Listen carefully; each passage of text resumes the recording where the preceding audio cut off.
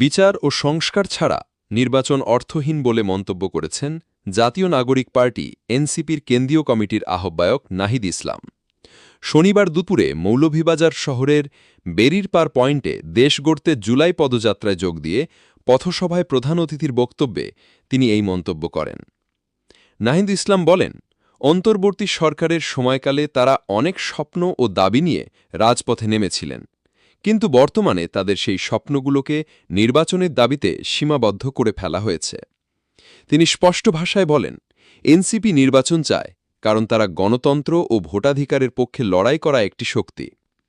তিনি আরও বলেন, গণ অভ্যুত্থানের পর তরুণদের কর্মসংস্থান, অর্থনৈতিক বৈষম্য দূরীকরণ এবং মানবিক মর্যাদা প্রতিষ্ঠার দাবিতে জনগণ রাজপথে নেমেছিল। স্বাধীনতা ও গণতন্ত্র এলেও অর্থনৈতিক স্বাধীনতা ও কর্মসংস্থানের দাবি পূরণ হয়নি।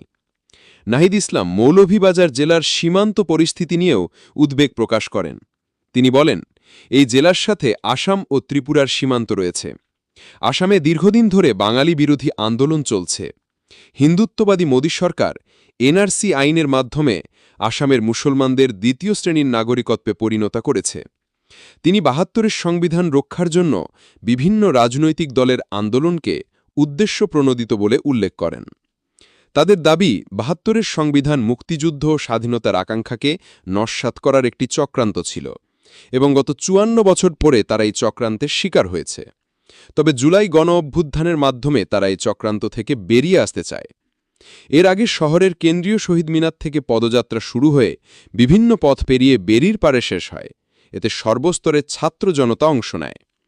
পথসভায় এনসিপির মৌলভীবাজার জেলার প্রধান সমন্বয়কারী ফাহাদ আলমের সভাপতিত্বে অনুষ্ঠানে বক্তব্য রাখেন এনসিপির কেন্দ্রীয় কমিটির সচিব সদস্য আক্তার হোসেন ও মুখ্য সমন্বয়কারী নাসির উদ্দিন পাটোয়ারি।